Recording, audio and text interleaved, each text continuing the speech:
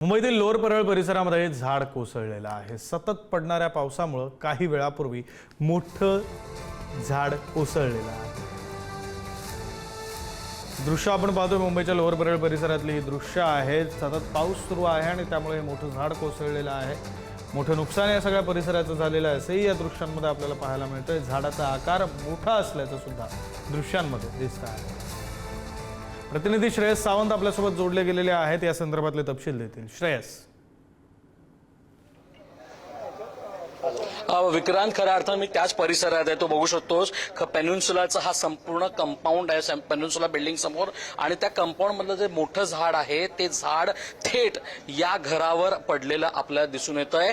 घराचा जो पहिला मजला आहे तो संपूर्णपणे नुकसान जे आहे ते मोठ्या प्रमाणात झालेलं आहे। आपण बघू शकतो तर आता पाऊसनी विश्रांती जरी घेतलेली असली तरीही झाडं पडण्याचं प्रमाण हे मोठ्या प्रमाणात सुरू आहे। आपण बघू शकतो हा संपूर्ण परिसरामध्ये आताच्या वातावरण भीतीचं वातावरण आहे। इकडचे काही रहिवासी आपल्या सोबत आहेत। सर, किती वाजता ही घटना घडली, काय सांगायला बद्दल? ही घटना घडली रात्री बरोबर 1:15 वाजता रात्रीचे, आणि जाम जोरात पाऊस होता, वारा होता, आणि त्याने डायरेक्ट आपला पत्रे वगैरे सर्व डॅमेज झाले होते आमचे, आणि माझ्या घरावर पडलेला आहे। हे तुमचं घर आहे का? हा माझा घर आहे। माझं नाव संदीप नागावकर आहे। पण महानगरपालिकेचे आता अधिकारी सुद्धा आम्हाला दिसत आहेत, ते सुद्धा इथे आलेत कामाला? ते रात्री सुद्धा होते का? रात्री पण होते, रात्री होते, सकाळी ते छाटणी चालू होती, सकाळी 5-5:30 पर्यंत चालू होते।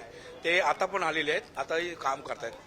पण एकंदर पाहिलं गेलं तर या सगळ्या प्रकरणात आपण नेहमी बघतो शिवाजी पार्कमध्ये पण अनेक झाडं आहेत जी मुळापासून खरं तर पडताना या वाऱ्यामध्ये दिसत आहेत। काय कारण तुम्हाला वाटतं या सगळ्यांमधून? कारण ही जुनी झाडं पडताना दिसत आहेत ना। जुनी झाडं पडतं म्हणजे त्याची जोपासना ज्या पद्धतीने वृक्ष छाटणी करतात ती वृक्ष छाटणी ऍक्च्युली वरून खाली केली पाहिजे। आपली जी वृक्ष छाटणी होती ती फक्त खालच्या फांद्या उडवल्या, आणि हवेचा प्रेशर हा वरच्या बाजूला दबाव असतो त्याचा, त्यामुळे ती झाडं उंच वाढल्यामुळे त्याचा प्रेशर तो ह्या साईडला झुकला जातो, आणि त्याच्यामुळे ही दुर्घटना होते सगळीकडे।